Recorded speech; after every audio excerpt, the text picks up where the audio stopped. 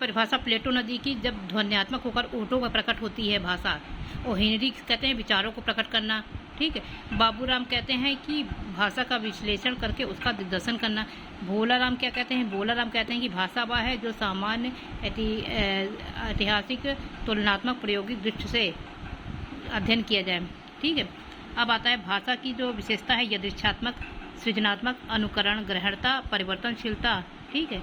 और दिक्कालाद्यंतर, मौखिक, ये सब भाषा की विशेषताएं हैं। अब भाषा की उत्पत्ति के सिद्धांत दो होते हैं, एक होता है प्रत्यक्ष सिद्धांत, एक होता है परोक्ष सिद्धांत। जो प्रत्यक्ष सिद्धांत होता है, जैसे इसमें सबसे पहले ईश्वर की दिव्य उत्पत्ति यानी दिव्य उत्पत्ति सिद्धांत, उसमें संकेत सिद्धांत आता है, रूसों का संकेत निर्णय यानी निर्णयवाद, निर्णय सिद्धांत, स्वीकारवाद सिद्धांत। इसके फ्रेंच के रूसो हैं। और ये जो पहला वाला है सुस्मिल्स वाला, ये सबसे प्राचीन सिद्धांत था। ठीक है। अब आता है धातु सिद्धांत होता है, तो रणन अनुकरणवाद यानी कि पीएचएम धातु का डिंग डांग का अनुकरणवाद। पीएचएम जो पीएचएम यानी फ्लेट, हैश और मैक्समूलर, इनकी डिंग डांग धातु का रणन अनुकरण सिद्धांत। ठीक है। मैक्समूलर ने इसको हास्यात है। अब आता है ध्वनि अनुकरणवाद सिद्धांत। ध्वनि अनुकरणवाद मैक्स वाव वाव भो भो, ये ध्वनि का अनुकरण है। मैक्स वाव वाव भो भो यानी भो भो सिद्धांत है, अनुकरणवाद सिद्धांत है। इसको अंग्रेजी में कहते हैं आइनोमेटो पोको थ्योरी। एक आता है मैक्समूलर, इन्होंने वाव वाव थ्योरी, है ना, तो ये है। ठीक है।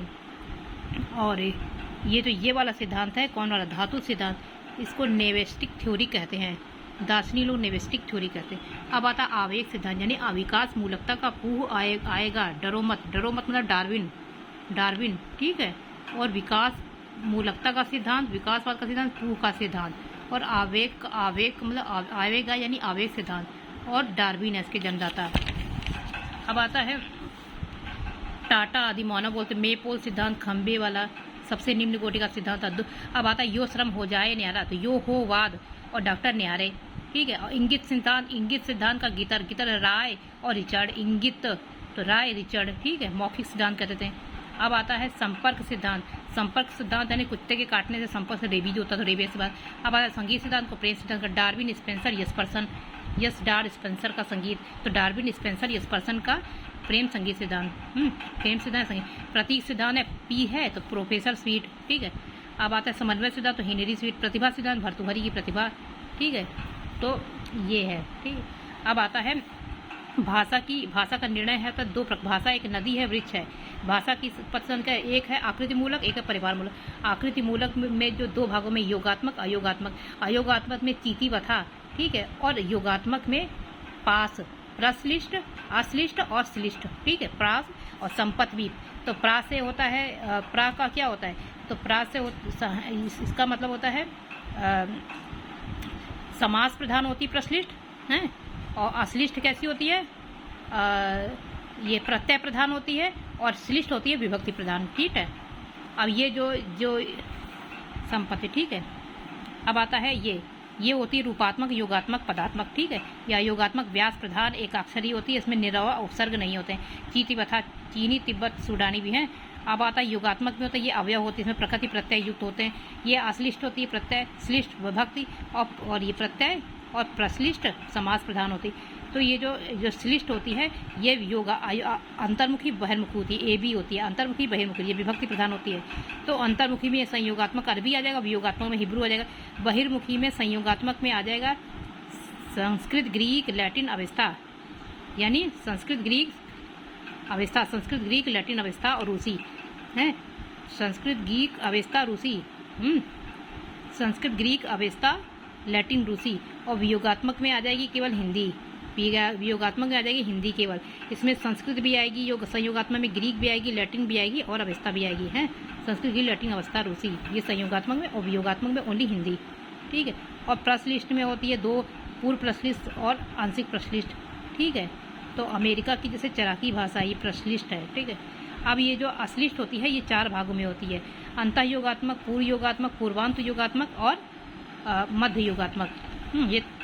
ये तिल तांडवत होती है, कौन? श्लिष्ट में जैसे तुर्की भाषा। ठीक है। अब जैसे योगात्मक में जैसे पास, एक है संपवी है, तो ये जो होता है ये होती दो प्रकार की, संश्लिष्ट होती है, दो पूर्व प्रश्लिष्ट, आंशिक प्रश्लिष्ट, और ये जो ये वाली होती है प्रश्लिष्ट, ये होती है 4 प्रकार की। पूर्व क्या होती है? पूर्वांत योगात्मक, अंतः योगात्मक, पूर्व योगात्मक, अंतः योगात्मक, पूर्वांत योगात्मक और मध्य योगात्मक, ठीक है। और ये जो ये वाली होती है, ये विभक्ति प्रधान वाली श्लिष्ट, ये होती है 2 प्रकार की होती है, ए और बी, अंतर्मुखी बहिर्मुखी। अंतर्मुखी में संयोग आता है अरबी और वियोग होता है हिब्रू, ठीक। बहिर्मुखी में संयोग होता है संस्कृत, ग्रीक, लैटिन, रूसी अवस्था, ठीक है, रूसी अवस्था, और वियोग में हिंदी होता है, ठीक। तो ये है। अब पारिवारिक भाषा का वर्गीकरण इसकी जो देन है, सुव्यवस्थित देन है डॉक्टर देवेंद्र शर्मा ने, ठीक है। और वैसे तो इसके 4 भाग किए हैं। कौन कौन? यूरेशिया खंड, अमेरिका खंड, प्रशांत महासागरीय अमेरिकी खंड। यूरेशिया में है क्या है? भाद्र, बूयू, ची, जाको यानी भारूपीय, दा से द्रविड़, बू से बुरुस्की, यू से यूराल, ची से चीनी, जा से जापानी, को से कोरिया है। भाद्र, बूयू, ची, जाको और आबासा यानी अत्युत्तरी बास्क समय हानि। और अफ्रीका की क्या है? सुबाहो यानी सुबानी बांट और होंटो बुशमैनी, ये है। तो इसकी अफ्रीका की कर दी। अब आता है ये भारोपी परिवार में, इन्होंने क्या है? भारोपी परिवार, तो इसमें है परिवार में, इस भारत यूरोपी से बना है, इसमें 10 परिवार हैं। तो इसको 2 भागों में बांटा है। कौन? सतम और केंटुम। सन 1870 में अस्कोली ने इसको बांटा था, ठीक है, ध्वनि के आधार पर। और अस्कोली ने बांटा था है। अब इसके बाद ब्राउन वेट के नाम विद्वान ने भारोपी भाषा को कंतोम को सतम कह दिया, कंतोम कह दिया, और सतम यानी केंतुम और सतम 2 भागों में बांट दिया, ठीक है। तो शतम इसका होता है, सतम में क्या होता है? सवे फाही रूली, इसका होता है शत सत सद सौ, शत सत सद सौ, इस्तो सिंजी हैं। तो ये बता दिया। संस्कृत सतम, इस अवस्था में सतम, फारसी में सद, हिंदी में 100, रूसी में इस्तो, लिनवारियस में सिंजताम। अब आता है कैंटूम में क्या होता है? इसमें 5 शाखाएं हैं, इसमें 6 शाखाएं। अवेस्ता भी सतम वर्ग में आती है। कैंटूम में लैटिन। अब आता है लेगी केतो ग्राज फ्रेटा, तो कैंटूम हेक्टोन, केंट, हेक, केत, कंध, फिर हुंडर संकेत, ठीक है। अब आते जैसे सवे फाही रूली, शत सद सौ, इस्तो सिंधी। अब केंटू में होता है लेगी केतो ग्राज फ्रेटा, केंट, हेक, केत, कंध, हुंडर, सेठ, केंत, ठीक। अब आता है भारत ईरानी। भारत ईरानी में आती कौन सी बात? भारत ईरानी में संस्कृत के सबसे ज़्यादा निकट कौन है? अवेस्ता, और लैटिन के निकट है केंतुम, ठीक है। इसमें है बाल्टिक, स्पा, आर्मीनी, अल्बानी, बालस यानी बाल्टिक, अमीनी, अल्बानी, ये है, ठीक है। अब ये सब छोड़ो, अभ्यंतर ये नहीं। अब ध्वनि परिवर्तन के कारण क्या है? अभ्यंतर कारण और बाह्य कारण, 2 कारण होते हैं ध्वनि परिवर्तन के। तो अभ्यंतर का प्रथनागम मुख्य सबसे बड़ा कारण है। जैसे सत्य का सच, कम का काम, चक्र का चक्कर, स्थल का चल, वधु का वधूरी, ज्येष्ठ का जेठ, दुग्ध का दूध, निद्रा का नींद, पुत्र का पुत्र है। तो ये उच्चारण की सुविधा के लिए मुख्य है। भावावेश के कारण, प्रेम भाव के कारण, जैसे राम का रामू, कृष्ण का कन्हैया, शीघ्र भाषण, लघुकर की प्रवृत्ति, भातृजाया भौज, उन्होंने का उनने, बालाघात होता है अभ्यंतर का भीतर, ऊपरी का पर है, एकादश का 11, ठीक है, द्वादश का 12, ठीक है, त्रि का 3। अब आता अनुकरण, ये लघुकरण की प्रवृत्ति होते हैं। उपाध्याय का ओझा, MA BA, कृत्रिमता का बैठो, भाई का भैया, छात्र का छात्र, स्पष्ट का अस्पष्ट, भ्रामक व्युत्पत्ति, प्रोग्राम का पुरोग्राम, बनर्जी का बंदरजी, गोडाउन का गोदाम, इंतकाल का अंतकाल, लाइब्रेरी का लाइब्रेरी। सादृश्य क्या होता है? मिथ्या सादृश्य होता है। जैसे करिन का करिन्य, हरि का हरिन्य, असुर का असुर है, अभिज्ञ का अभिज्ञ, ठीक है। और आवास का आकाश का आकाश। लिपि दोष होता है, राम को रामा अंग्रेजी में बोलते हैं, कृष्ण को कृष्णा, गुप्त को गुप्ता है, काजल को काजर, यशोदा का जसोदा। यदिच्छता होती है डिथ, पानी वानी, रोटी बोटी। आत्म प्रदर्शन होता है, इच्छा का इच्छा, शाप का श्राप, आचार का आचार, ये है। अब वाय कारण होते हैं भौगोलिक कारण, जैसे हिंदू को हिंद बोल देंगे, सप्ताह का हफ्ता बोल देंगे, समाचार को समाचार। ऐतिहासिक कारण होते हैं पंडित को पंडा, यजमान को जजमान, देहली को दिल्ली, दिल्ली को देहली, मुंबई को बम्बई, वाराणसी को बनारस। संस्कृति कारण, साहित्यिक कारण, ठीक है। अभी जो कौन सी है? प्रशांत महासागरीय होती है। आमपाद माने ऑस्ट्रेलिया, माँ से मलय बहुद्वीपीय, पा से पापुआ, और दा से दक्षिण पूर्वी एशियाई। अमेरिका खंड की केवल अमेरिका ही भाषा होती है कि। अब आता है ध्वनि परिवर्तन के दिशाएं। ध्वनि परिवर्तन की क्या क्या दिशाएं होती? तो सबसे पहले होती है ध्वनि परिवर्तन की कौन कौन दिशाएं होती हैं? तो ध्वनि परिवर्तन की दिशाएं कौन है? ध्वनि परिवर्तन की अनेक दिशाएं होती हैं। इसमें समीकरण, विषमीकरण, आगम, लोप, विपर्य, सघोषीकरण, अघोषीकरण, महाप्राणीकरण, अल्पप्राणीकरण, ऊष्मीकरण। सघोषीकरण का मतलब क्या होता है? सघोषीकरण का मतलब होता है दूसरे को अपने जैसा बना लेना, पुरोगामी पश्चगामी है। जैसे इसमें क्या है, जैसे विष्णु है, पुरोगामी, ये दो प्रकार का होता है। समीकरण दो प्रकार का होता है, पुरोगामी पश्चगामी। जैसे पूर्व वाली ध्वनि को अपने जैसे विष्णु का विष्णु, पुष्ट का पुष्ट, है ना, और चक्र का चक्का है, ये का को अपने ऐसा, अग्नि का अग्गी, पक्व का पक्का, पत्र का पत्ता, पत्र का क्या बना दिया? पत्ता, ठीक है। और पश्चगामी होता है बाद वाली ध्वनि पहले वाली को अपने जैसा बना देती है। जैसे शर्करा का शक्कर है, धर्म का धम्म माँ है, सप्त का सत्त, बलकल का बक्कल, गल्प का गप, तत्लीन का तल्लीन है। विषमीकरण क्या होता है? विषमीकरण में क्या होता है? विषमीकरण मतलब जब ध्वनियाँ आसमान हो जाती हैं, जैसे लाला का लार, प्रकट का प्रगट, काक का काग, कंकड़ का कंगन, पुरुष का पुलिस, और गुरु का गुरु, छोटा गुरु बड़ा गुरु हो जाएगा। शश का शट, मुकुट का मऊर, ककार को चकार। संस्कृत में लिट लकार की धातुएं हैं, लंग लकार, सन प्रत्यय वाली धातुएं हैं। और अभ्यास, चर्च, विषमीकरण ये सब का कार्य करता है। वह भू का चकार हो जाना, अगीड़ियत का जगीड़ियत, किकीर्षति का चिकीर्षति, भूभिषत का भूषित, है ना। अब आगम माने मित्र के समान, जैसे नया वर्ण, नई ध्वनि का आना, चाहे वो आदि में आए, चाहे मध्य में आए, चाहे अंत में आए। जैसे आदि स्वरागम कौन है? जैसे स्त्री है, स्नान का स्नान, स्तुति का स्तुति है, स्कूल का स्कूल है, स्टेशन का स्टेशन, अफलातूर व्यंजन में आ जाना, हड्डी अस्थि का हड्डी, ओठ का होठ, उल्लास का उल्लास है। और अंत में स्वर का आगम, जैसे महत तो महत महंत पूरा हो गया, हनुमत हलंत है, हनुमंत, गच्छत का गच्छंत, है ना, पत्र का पतई। अब आता है मध्य में स्वर आना, जैसे स्टेशन का स्टेशन, प्रचार का प्रसार, धर्म का धर्म, कर्म का कर्म, भक्त का भगत, प्रसार का प्रसाद का प्रसाद, पंक्ति का पंगत है। और मध्य में व्यंजन आना, जैसे सुनर का है सुंदर, नाव व्यंजन आ गया सुंदर, शाप का श्राप रा आ गया, सुंदरी का सुंदरी ना, बानर का बंदर है। और मध्य में स्वर आ जाना, ताम्र का तांबड़ा, खल का खरल, आलम का आलम, आल का स्वर्ण का सुवर्ण, पृथ्वी का पृथ्वी, इंद्र का इंदर, ये स्वर आ गया बीच में, ये क्या गया? मध्य में स्वर आ गया। अब लोप का मतलब होता है चाहे आदि मध्य अंत में पहले जो विद्यमान ध्वनि का लोप हो जाना। जैसे अभ्यंतर का भीतर, अनाज का अनाज, अगर का गर, अपूप का पूप है।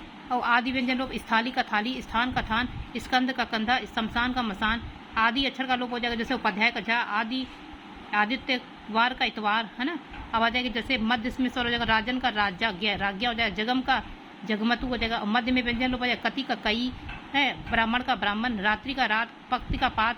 मध्य में अक्षर लोप हो जाएगा तो भंडागार का भंडार, पर्यंक ग्रंथि को पल्लथी। अंत में स्वर लोप हो जाएगा तो घर का घर, शिला का सिल, राम का राम हलंत में आ जाएगा। अंत व्यंजन लोप हो जाएगा तो उष्ट का ऊट, टा गायब हो गया, निम्ब का नीम, बा गायब है, उपाध्याय का उपाध्या, और दंडिन का दंडी ना गायब। अंत अक्षर लोप हो जाएगा तो माता का मातंग है।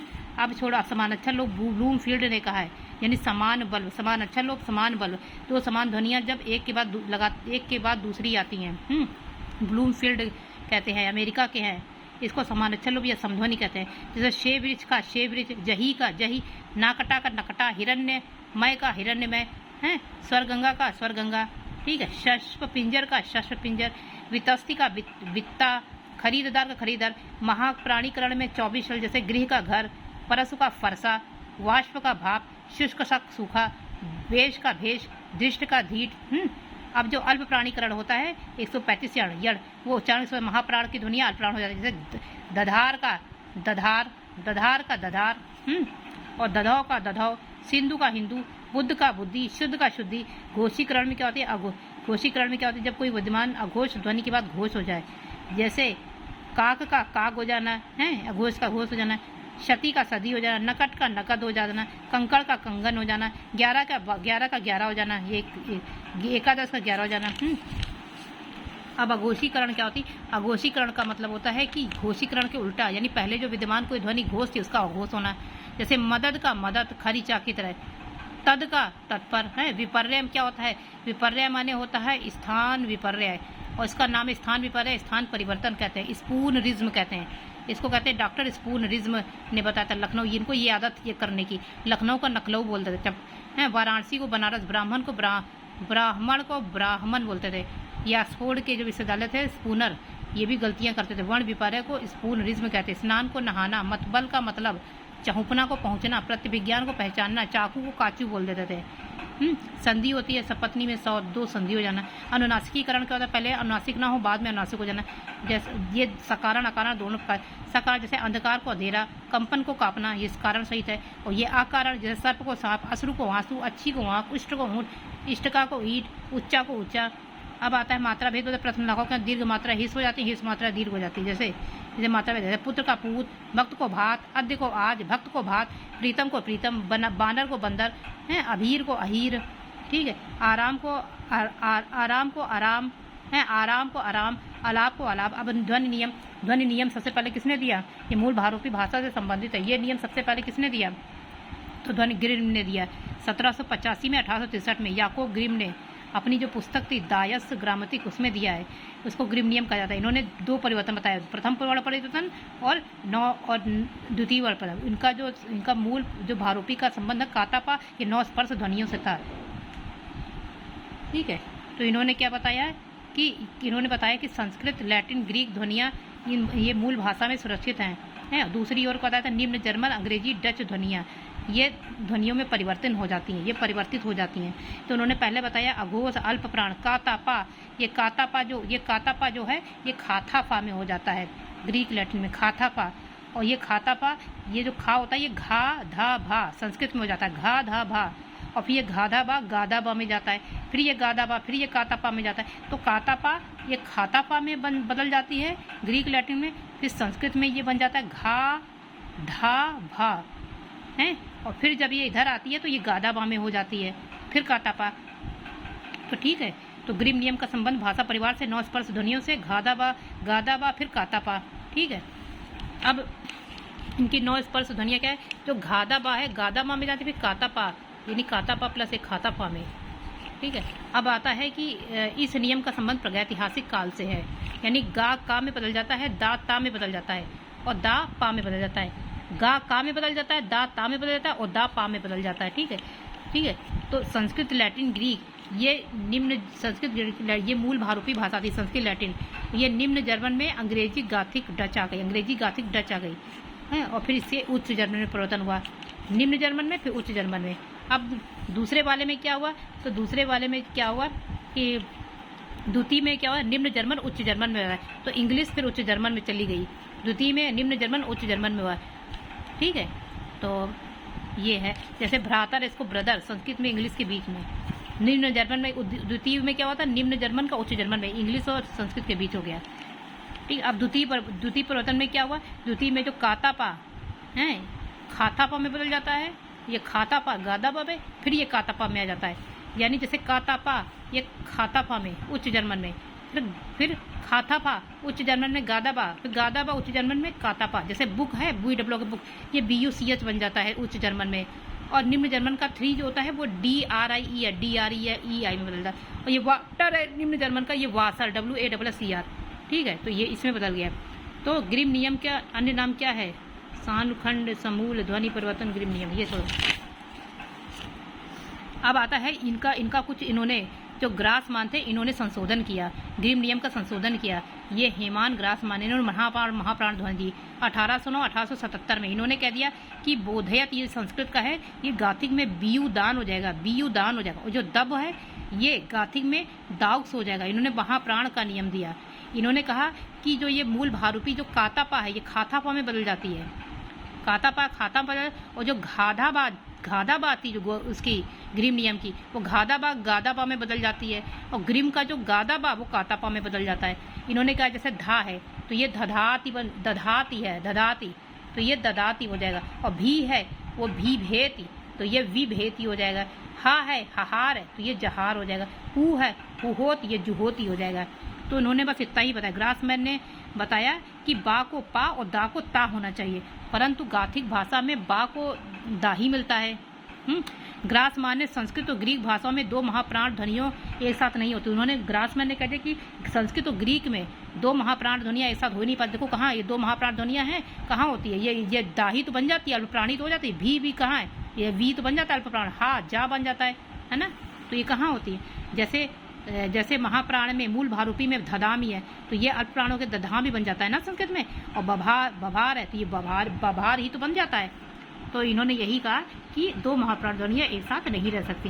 ठीक है, ग्रीम नियम के प्रतिपादक थे रास्क दूरे, रास्क पूर्व प्रतिपादक थे। अब आता है वर्णन नियम, इन्होंने भी संशोधन ही किया ग्रीम नियम में, ये भी जर्मन के थे। इन्होंने क्या कहा, इनका मेन इनका क्या था, उदात्त स्वर था। वर्णन ने ज्ञात किया कि ग्रीम नियम का जो आधार था उदात्त स्वर था, और इन्होंने कह दिया कि जर्मनिक भाषा में क्रमशः खातापा गादाबा कातापा में बदल जाती हैं। ग्रीम ने क्या कहा था कि कातापा घादाबा और गादाबा ये ध्वनियाँ क्रम से कातापा खाताबा में, गादाबा गादाबा में और गादाबा कातापा में बदल जाती हैं। और वर्नर कहते हैं कि कातापा ध्वनियाँ खातापा में तभी बदलेगी जब मूल भाषा में कातापा ध्वनिया से पहले कोई उदात्त हो, यानी कातापा ध्वनिया से पहले उदात्त हो, पूर्ववर्ती उदात्त हो, तभी ग्रीम नियम फॉलो होगा। अगर कातापा के बाद अगर उदात्त है तो ये ग्रीम नियम फॉलो नहीं होगा। तो कातापा के पहले अगर उदात्त स्वर होगा तभी फॉलो होगा, नहीं तो अगर कातापा के बाद होगा तो ये ग्रीम नियम लागू नहीं होगा। इन्होंने कह दिया जैसे युवकस है संस्कृत में युवकस, तो ये गाथिक में युंग से गा बन जाता है, यानी का को गा हो जाता है ध्वनि प्रदर्शन। जैसे सतम है संस्कृत में, तो ये गाथिक में हुंद बन जाता है, यानी ता को दा बन जाता है। वैसे सप्तम है तो ये सिबुन बन जाता है, यानी पा को बा बन जाता है। हैं, इन सारे उदाहरण में कातापा का जो उदात्त स्वर, कातापा के बाद उदात्त स्वर है, कातापा के बाद उदात्त है, हाथापा ना होकर गादाबा हुआ है। उनके साथ तो हाथापा होना चाहिए, लेकिन हाथापा ने गादाबा हुआ है। अब आता है वर्नर कहते हैं कि कातापा के बाद गादाबा बन जाएगा। और ध्वनि वर्गीकरण का आधार क्या था, उच्चारण स्थल प्रयत्न करण इंद्रिया। ठीक है, अब कौन आता है, अब अवस्था नियम के अंतर्गत क्या आता है, जैसे संस्कृत में भरस ही होता है, ये अवस्था में बरही बन जाता है। संस्कृत में भवती बवईति बन जाता है। असुर क्या बन जाता है अवस्था में, अहुर। भरत क्या बन जाता है, बरईति। तो संस्कृत में भरसी बरही, असुर अहुर, भवती बवईति, भरती बरईति। ठीक है, अब आता है फेरना नियम कहते हैं, ये इनका नियम जो था वो बलाघात पूर्ववर्ती स्वर पर था। इनका नियम के अनुसार बलाघात जो होता है पूर्ववर्ती स्वर पर होता है।